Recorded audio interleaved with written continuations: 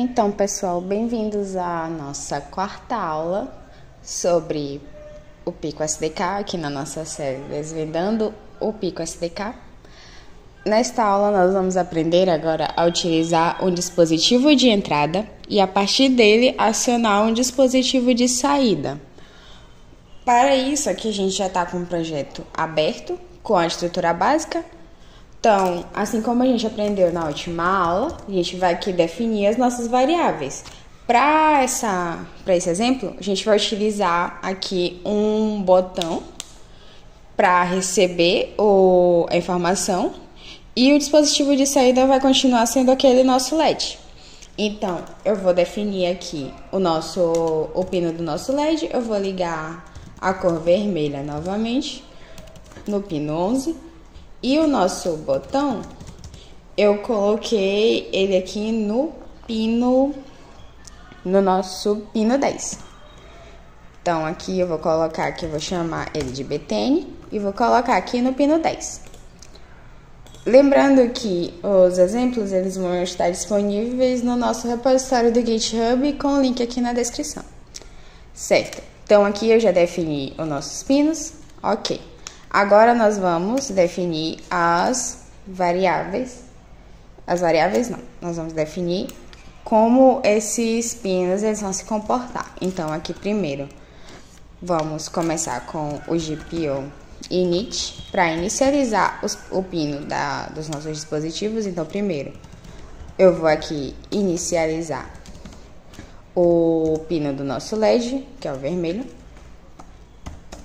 E em seguida eu vou iniciar o pino do nosso botão. Então aqui btn init, GPO init, btn. Agora aqui o processo do LED é igual ao do exemplo anterior, da aula anterior. Então aqui GPO set de, e aqui a gente vai colocar o pino. E vai colocar aqui que ele é de saída. Então, aqui GPO out, certo. Nosso pino do nosso LED já está configurado. Agora, vamos passar para o pino do nosso botão.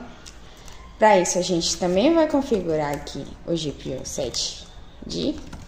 Só que, como eu falei na aula anterior, os dispositivos eles podem ser configurados como de entrada ou de saída. No exemplo do nosso botão, ele é um dispositivo de entrada. Então, ao invés de colocar GPO out, ele vai ser o GPO in. Para isso, a gente também vai precisar de uma outra funçãozinha para o nosso botão, que é para saber quando ele vai ser acionado. Ele vai funcionar como um resistor. Nós temos as duas opções de utilizar um resistor ou de utilizar uma função. Eu particularmente prefiro a função. Então, aqui para o Pico SDK, essa função se chama GPO pull down. O que essa função faz? Ela vai identificar quando o nosso botão ele foi pressionado. Quando ele estiver para baixo, quer dizer que ele foi acionado.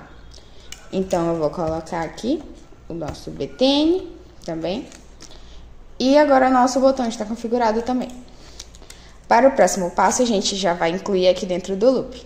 Então, a ideia é verificar se o botão foi pressionado e se ele for pressionado, o LED vai acender.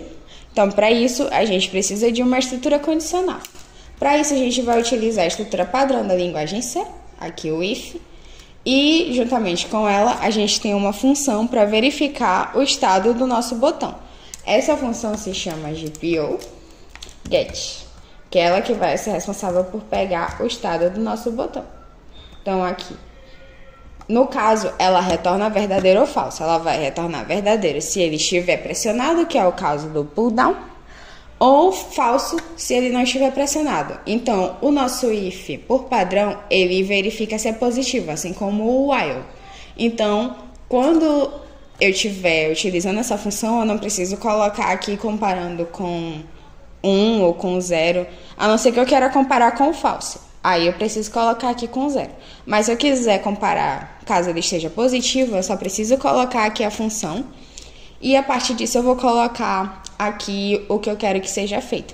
Então, se eu verifiquei que o meu botão ele está pressionado, Então, aqui o que eu quero? Eu quero ligar o meu LED. Então, para isso, a gente vai utilizar aquela funçãozinha do GPIO Put e vai acionar aqui o nosso LED com o 1.